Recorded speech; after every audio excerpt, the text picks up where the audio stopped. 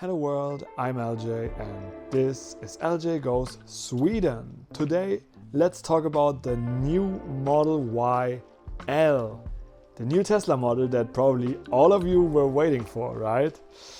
Yeah, I don't really know. Today I'm gonna talk a bit about this new model and especially what I think this new car is gonna do for Tesla. If this is going to be a hit or a miss. So let's talk about the interior stuff first. We go from the first row all the way back to the third row. So the first improvements you're gonna see is in the first row, we have a bigger screen. The first time from 15.4 inch up to 16 inch. Also, what we have in the first row is you have an extension of your leg area. Like when you're seating, you now have this little like foldable thing that comes up that I personally don't like at all. I've seen this feature in a lot of cars in my time while I was working at a rental company, but there it was manual, not something I like. But maybe there are people that like it.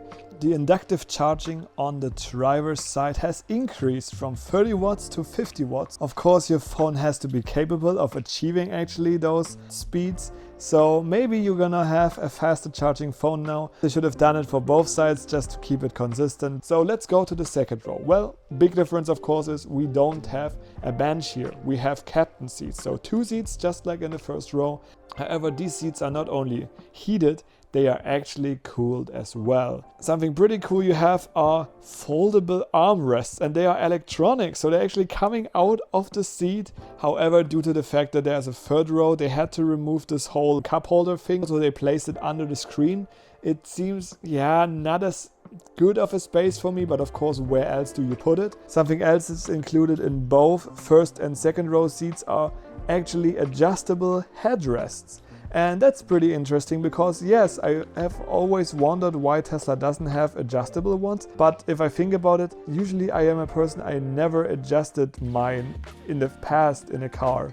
Like not even when I had the chance to do so, like one time initially. So now they offer it.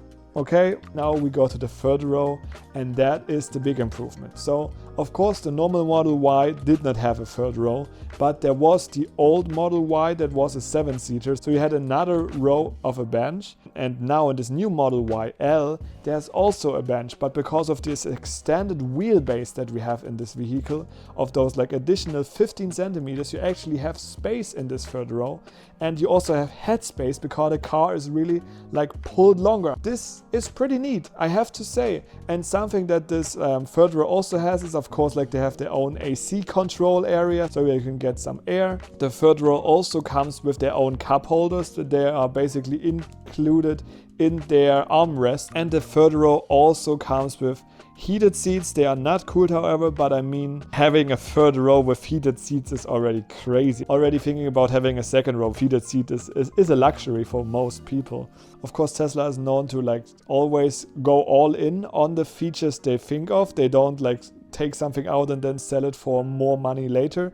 So the second and the third row are all electronic foldable. You can do it in the back, in the trunk, where you can fold both rows. You can do it in this Tesla main screen. Of course, if you have a Tesla, you know that there's like this option of the seats. You can lift them back up, which is like the best thing, because of course that is the most annoying thing when you have folded them and then you need to manually put them back. A really nice convenience feature that we have in this vehicle. Well, we also have an increase in speakers. The Model Y Uniper has 15 speakers. Here we get another 3 speakers. So of course this makes sense. You have a third row. I guess they probably have implemented some speakers so that the third row also has a better sound and a better surround feeling. Of course, Tesla is also all about safety. They have added airbags in this vehicle, new for the safety of the third row on the side, just like they have done on the second row. So pretty good that they don't save on safety in this case. I have to say I want to try out this car, but of course I'm not sure if I'm gonna have the chance because the car is only sold in China as of right now. But before we talk about this, more details that we know from the outside. Well, it's supposed to have a very similar range to the long-range Model Y. There's only an increase of like 1 kilometer based on the CLTC range. But when you convert this to like the European standard WLTP, I would say it's like probably like 550 to 600 or something. 0 to 60 or 0 to 100 if we talk about kilometers an hour. Well, we have 4.5 seconds here compared to the long range Model Y, which was 4.3. So we have a slight decrease. Of course, it's a bigger vehicle, probably weighs more. And yeah, longer wheelbase, things like these. The wheelbase is like an increase of 17 centimeters. You have new tire rims and new like wheel covers, which look pretty cool in my opinion.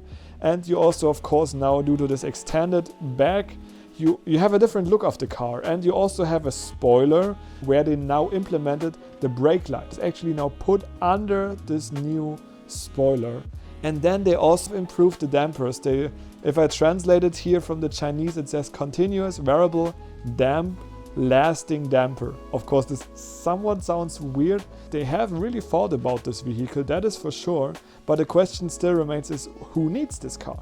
Well, obviously, bigger families. Families with at least 3 kids, and especially it's way cheaper than the Model X. I haven't set the price yet, but I think if you calculate it, it was like $48,000, but it's not comparable to Europe, to the US or anything. For me personally, I see a lot of potential in this car because I am down for camping. I love the Tesla camping feature. I have already said it multiple times in different videos. And this car is truly incredible for a camping car because it gives you even more space compared to the normal Model Y. You can actually make like storage to like camping equipment and stuff. You can really like rebuild this car or like somewhat modify the car to make it a really nice camping mobile, and that is pretty awesome. However, this is of course like a very, very low percentage of people that would buy this car for having this ability. So the big question that remains is this car going to be available in other countries outside of China? So Europe, the US, Australia, or just other countries in Asia? I think they will make it available in certain countries to see like how much interest is in that, but they still only produce in China to see like, okay, are people actually like buying it? And then they do the calculation. Does it make sense to like open a second production line maybe in Germany and the Giga Berlin? Or does it not make sense? Elon already said on X that you should not expect this car to be available until the end of next year in the US. Of course, here it makes kind of sense due to the political situation with a lot of tariffs on China. It doesn't really make sense to import the car from China. And of course, Elon is going all in on autonomy. I have already given you my take on the all-in idea on autonomy, on Tesla in general. You can check that one out up there. But it's going to be interesting if this car is going to be a success or not, because I have to say I think the car is pretty cool, but it is pretty cool because it's a new car. It's a new idea from Tesla. It has some nice little like new ideas, something new, and that's what I kind of think that is sad with Tesla, that they don't bring like a cheaper model or just more models in general, because I think they would really be successful on that side. But based on my feeling, will it be a success or not? In China, I think yes, it's going to be a success. They have done the calculation. Why should they develop this kind of car with like new instruments and tools in China when there is not such a need for this car? However, in Europe, I don't know. I really don't know. And also in America, I don't really know if this is going to be successful. Like I said, I think Tesla is going to like try out in certain countries if there is some kind of response, if there's like some kind of need. And if it's not going to be there, then I think it's going to be actually a sole China vehicle. What do you guys think about this car? Do you think it's going to be a success in China and maybe even outside of China? Do you think it's going to make it to America, or do you think Elon is right here and pushing for this autonomy? Well, in the end, it's all a cost thing, right? Does it really make sense to adjust those tools in a US factory now to produce this different Model Y? I don't know.